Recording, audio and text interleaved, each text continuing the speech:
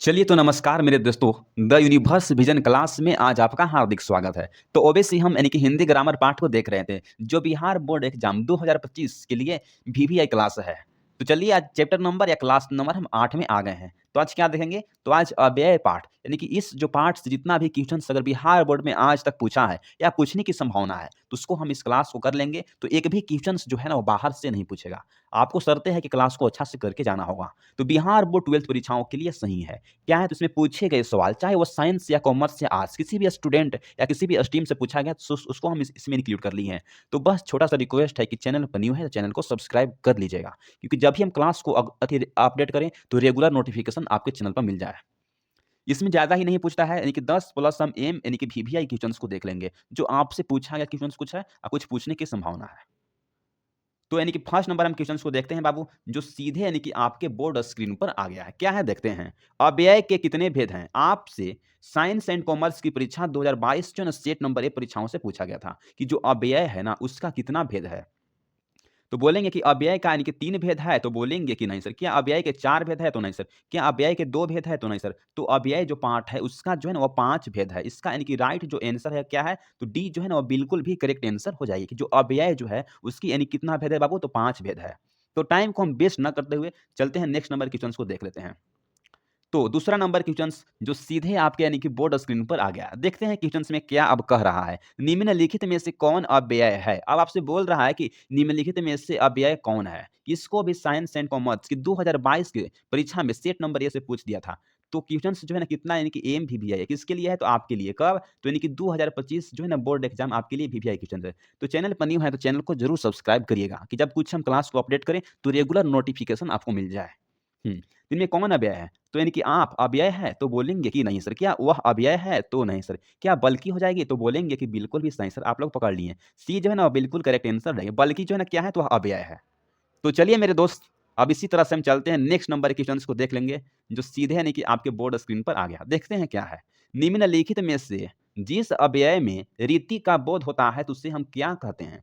क्या उसे हम परिणामवाचक कहेंगे? तो बोलेंगे कि नहीं सर। क्या हम उसमें कालवाचक कहेंगे? तो बोलेंगे कि नहीं सर। क्या हम रीतिवाचक कहेंगे? तो बोलेंगे कि बिल्कुल भी सही सर, कि जिस यानी कि अव्यय में अगर रीति का बोध हो रहा है तो उसे हम क्या कहेंगे? तो उसे हम यानी कि रीतिवाचक तो नहीं कहेंगे। क्या हम उसे कालवाचक कहेंगे, परिणामवाचक कहेंगे? तो बोलेंगे कि नहीं सर। सी यानी कि बिल्कुल भी करेक्ट आंसर हो जाएगी। तो चलिए मेरे दोस्त, अब इसी तरह से हम चलते हैं 4 नंबर क्वेश्चंस को देख लेते हैं, जो सीधे यानी कि आपके बोर्ड स्क्रीन पर आ गया। देखते हैं क्या है। निम्न में जिस निपात से विस्मय प्रकट होता है वह कहलाता है। बोल रहा है कि जिस निपात से अगर विस्मय प्रकट होता है तो उसे क्या कहते हैं? क्या हम उसे बल यानी कि परदायी निपात कहेंगे? तो बोलेंगे कि नहीं सर। क्या हम उसमें तुलना यानी कि बोधक निपात कहेंगे? तो नहीं सर। तो उसे हम क्या कहेंगे? तो उसे हम यानी कि विस्मयादि यानी कि बोधक निपात कहेंगे। इसका जो है ना वह सी यानी कि बिल्कुल भी करेक्ट आंसर हो जाएगी। तो चलिए मेरे दोस्त, अब चलते हैं नेक्स्ट नंबर क्वेश्चन को कर लेते हैं। जितना भी क्वेश्चंस करवाए हैं इसको आप रट के चल जाइए। कब? तो इनके 2025 एग्जाम में आपसे एक भी क्वेश्चंस, एक भी मार्क्स छूटना नहीं चाहिए। 100 पे 100 लाना है, हिंदी और इंग्लिश में भी। इंग्लिश का नहीं देखें तो जाइए इंग्लिश भी क्लास कर लीजिए। तो चलते हैं मेरे दोस्त और 5 नंबर क्वेश्चंस की तरफ, जो सीधे आपको बोर्ड स्क्रीन पर आ गया। देखते हैं क्या है। इनमें से जिस निपात में से मनाही का बोध होता है वह कहलाता है। इसको साइंस एंड कॉमर्स की परीक्षा यानी कि 2023 में सेट नंबर ए परीक्षाओं से पूछ दिया था। तो यानी कि समझिए क्वेश्चन यानी कि कितना तो वीवीआई नहीं बल्कि एम वीवीआई है। किसके लिए है? आपके 2025 यानी कि बोर्ड एग्जाम के लिए है। क्या है? यानी कि जिस निपात से अगर मनाही का बोध होता है तो उसे हम क्या बोलेंगे? क्या हम उसे यानी कि निषेधवाचक निपात कहेंगे? तो बोलेंगे कि बिल्कुल भी सही सर। उससे हम क्या कहेंगे? तो निषेध यानी कि बोधक निपात कहेंगे। तो चलिए मेरे दोस्त, अब चलते हैं नेक्स्ट नंबर क्वेश्चंस को देखते हैं, जो सीधे यानी कि आपके यानी कि बोर्ड स्क्रीन पर आ गया। हुँ, तो चलिए देखते हैं क्या है। जिस अव्यय से हमें समय का बोध होता है तो उसे हम क्या कहेंगे? तो उसे हम रीतिवाचक तो ना कहेंगे, नहीं उसे हम संबंधवाचक कहेंगे, उसे हम यानी कि कालवाचक कहेंगे, क्योंकि समय का बोध हो रहा है तो इसका क्या हो जाएगी? तो बी यानी कि बिल्कुल भी करेक्ट आंसर हो जाएगी। इसको भी साइंस एंड कॉमर्स हो जाता है, इसके इस ए नंबर सेट में पूछ दिया था। हुँ। तो चलते हैं, अब देखते हैं नेक्स्ट नंबर क्वेश्चंस को, जो सीधे यानी कि आपके बोर्ड स्क्रीन पर आ गया। क्या है देखते हैं। निम्नलिखित में से हमें जिस अव्यय से प्रश्न का बोध होता है तो उसे हम यानी कि क्या कहते हैं? इसको भी साइंस एंड कॉमर्स के 2020 में सेट नंबर ए परीक्षाओं से पूछ दिया था। तो क्वेश्चंस क्या है? तो यानी कि मार्वेलस यानी कि वीवीआई क्वेश्चंस है आपके लिए है। किसके लिए? हम आपके लिए ऐसा-ऐसा क्वेश्चंस को लाए हैं कि जो आपके 2025 में बहुत यानी कि हेल्प करें। हुँ। बोला जा रहा है कि जिस अव्यय में प्रश्न का बोध होता है तो उससे हम क्या बोलेंगे? तो उससे हम यानी कि प्रश्नवाचक बोलेंगे ना? क्या और कुछ बोलेंगे? तो नहीं सर, प्रश्नवाचक बोलेंगे। तो डी जो है ना वह बिल्कुल भी करेक्ट आंसर हो जाएगी।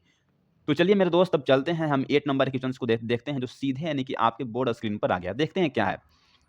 निम्नलिखित में से हाँ, जो एगो डैश लगा है, कौन-सा निपात के अंतर्गत आती है? आपसे बोला जा रहा है ना कि जो हाँ, हाँ ये ऑब्लिक लगाया है, जो कौन-सा यानी कि निपात के अंतर्गत आती है, तो क्या यानी कि तुलना यानी कि बोधक निपात के अंतर्गत आती है? तो बोलेंगे कि नहीं सर। क्या यानी कि आदर बोधक निपात के अंतर्गत आती है? तो नहीं सर। बोलेंगे कि निषेध वादक निपात के तो नहीं सर। क्या है? तो वह स्वीकारक यानी कि हाँ, क्या है? स्वीकारक यानी कि जो ना निपात के अंतर्गत आती है। तो इसका डी जो है ना वो बिल्कुल भी करेक्ट आंसर हो जाएगी। सब क्वेश्चंस यानी कि पीवीआई किसके लिए? आपके लिए। कभी भी आपसे बिहार बोर्ड परीक्षाओं में इस तरह के क्वेश्चन पूछ सकता है। तो बस चलिए 9 नंबर क्वेश्चंस को देख लेते हैं जो सीधे यानी कि आपके बोर्ड स्क्रीन पर आ गया है। क्या है? देखते हैं। निम्नलिखित में से अव्यय के कितने भेद होते हैं? अब अभी तो हम देखे थे कि अव्यय के कितना यानी कि 5 भेद होते हैं। इसका जो है ना डी यानी कि बिल्कुल भी करेक्ट आंसर हो जाएगी। इसको आप याद कर लीजिए बाबू, कभी भी आपसे बिहार बोर्ड परीक्षाओं में पूछ सकता है। यदि आप चाहते हैं कि हिंदी में 100 और इंग्लिश में 100 यानी कि मार्क्स लाने के लिए, तो हमारे चैनल को सब्सक्राइब ज़रूर करिएगा, जब आपको उम्मीद है तब।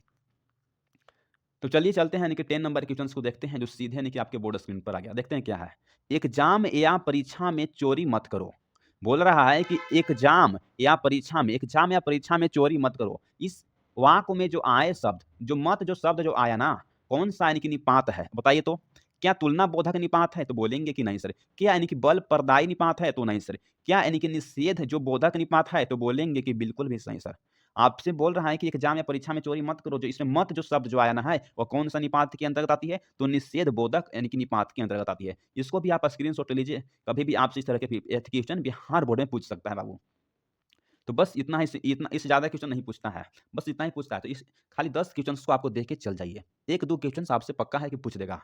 तो यदि आप हमारे channel the universe vision classes में न्यू हैं, तो छोटा-सा रिक्वेस्ट है कि चैनल को सब्सक्राइब ज़रूर करिए और एक लाइक और एक जो है ना शेयर ज़रूर करिए। क्योंकि जब और मुझे मोटिवेट मिले तो मैं आपके लिए बहुत अच्छा से कंटेंट को तैयार करके दे दूँगा। जो पीडीएफ जो है ना आपको हम टेलीग्राम के चैनल पर डाल दूँगा। पीडीएफ जो है ना सब्सक्राइबर लोग के ही केवल दिया जा रहा है, आप लोग का पता ही होगा। तो सब्सक्राइब कर दीजिए, आपको भी पीडीएफ मिल जाएगा। तो टारगेट रखें कि जो 1 के जो सब्सक्राइबर है वो कंप्लीट हो जाना चाहिए। कब? तो यानी कि 24 दिसंबर यानी कि 25 तक। 1 के सब्सक्राइबर यदि कंप्लीट हो जाती है, तो आपको जो पीडीएफ जो है ना कितना यानी कि 200 हम प्लस पीडीएफ को यानी कि फ्री कर देंगे, जो आपके लिए एक भी पैसा नहीं लिया जाएगा। तो thanks for watching this video. एक बार तो प्लेलिस्ट में जाकर देखिए कितना तगड़ा हम प्लेलिस्ट बनाए हैं। अगर उतना प्लेलिस्ट अगर आप पढ़ के चल जाइएगा ना, तो आपको 40% मार्क्स कोई नहीं रोक सकता है, केवल हिंदी और यानी कि इंग्लिश से। तो प्लीज़ एक बार तो ज़रूर आप जाके देख लीजिए प्लेलिस्ट में कितना हम यानी कि आपके लिए बनाए हैं। हिंदी से ये सब यानी कि चैप्टर वाइज़ ऑब्जेक्टिव, इंग्लिश से ऑब्जेक्टिव, स्टोरी ऑफ इंग्लिश से ऑब्जेक्टिव, हिंदी का 2 पार्ट पूछता है, एक बुक से एक छोटा-सा प्रतिपूर्ति वहाँ से पूछता है, उसका ऑब्जेक्टिव डाल दिए हैं। और इंग्लिश से 2 पार्ट पूछता है, एक जो रेनबो का बुक है उससे पूछता है, दूसरा में पूछता है यानी कि स्टोरी ऑफ इंग्लिश, उसका भी ऑब्जेक्टिव करा दिए हैं। सभी जो पूरे गद्य खंड से लेखक का हम नाम करवा दिए, पूरे पद्य खंड से लेखक यानी कि जीवनी करा दिए हैं। स्टोरी ऑफ इंग्लिश से हम लेखक परिचय करवा दिए हैं। और जो है ना, वह इंग्लिश में प्रोज से जितना पोएट है उसको हम पोएट इंट्रोडक्शन दे दिए हैं। और प्रोज से भी हम सभी को लेखक परिचय दे दिए हैं। क्लास 12th में जो समरी अगर पूछा गया था उसको भी ला दें, जो पूछने की संभावना है उसको भी। तो एक बार प्लेलिस्ट को जाकर आप जरूर देखिए। Thanks for watching this video. जय हिंद, जय भारत।